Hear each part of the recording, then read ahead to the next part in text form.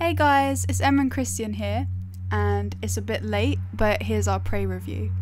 Prey, developed by Arcane Studios, the team behind the Dishonored series, is a first-person shooter with a sci-fi thriller theme. You play as Morgan Yu, a scientist suffering with amnesia as a result of a number of experiments involving an alien species known as the Typhon. Players must make their way through Talos 1, acquiring various abilities along the way to fight the Typhon. You can already find our Prey preview on our channel, so if you'd like to know slightly more about the premise of the game without any spoilers, check that out. As for spoilers in this video, we won't ruin the whole game, but if you haven't played it, you may want to avoid this video. So if you haven't read any of our previous previews of Prey, we can sum them up quickly by saying they were incredibly positive. Prey's opening hours show the foundation of a potential Game of the Year contender. Everything from the story, the environment of Talos 1, all of the abilities you can obtain and the enemies just make you want to keep playing. Talos 1's level design is a player's dream when it comes to exploring. There are so many routes you can take using the glue gun, and at points it almost feels as though you're breaking the game, only to find that the developer has left a reward for you at the end of the path. The relationship between Morgan and other crew members is equally well designed. Stumbling across a corpse of a crew member will elicit an emotional response, despite the fact that you've only read emails or listened to audio logs. Prey's main storyline is strong enough to stand on its own without having the additional context of the side quests, though completing the side quests certainly enhances the overall plot. That's not to say every mission in the game is perfect.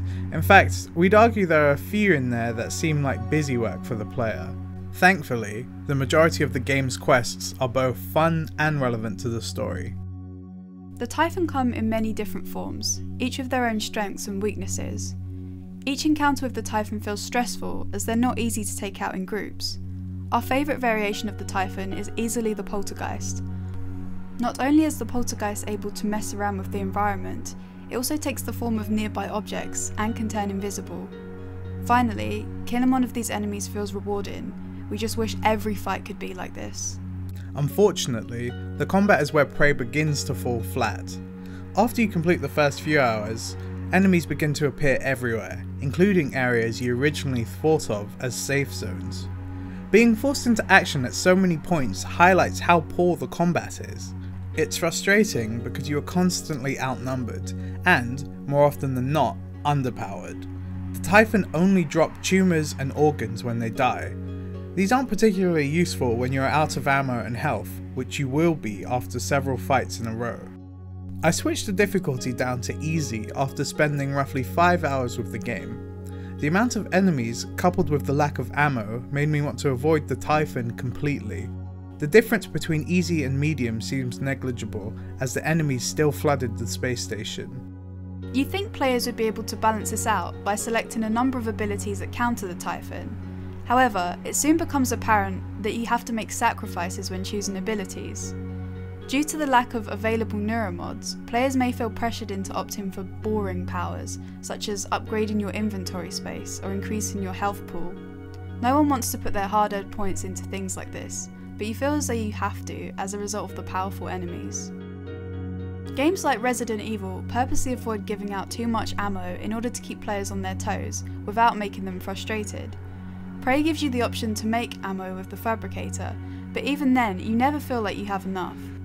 The only weapon you can actually rely on is your wrench, and even that requires you to spend points on upgrading it so it can be viable. Even if you were to take the combat in Prey out of the equation, there's still an array of performance issues on the PC weeks after the initial launch.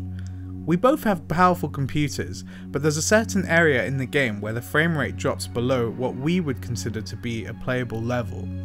Sadly, this is only the tip of the iceberg when it comes to the bugs in Prey.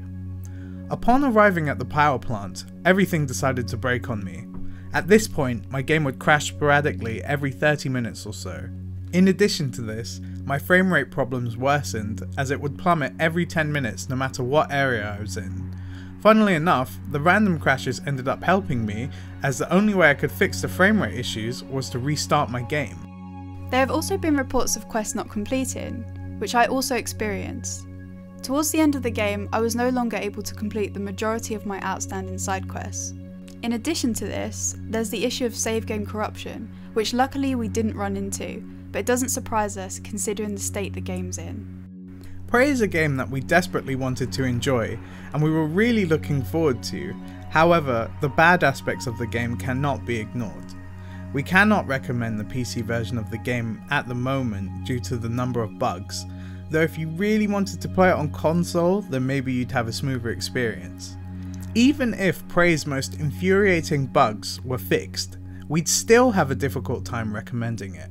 Prey's combat system is deeply flawed, making players feel like they are at a constant disadvantage. The foundations for a great game are there, but you'll have a lot of grief trying to find them. Thanks so much for watching our video, we really hope you enjoyed it.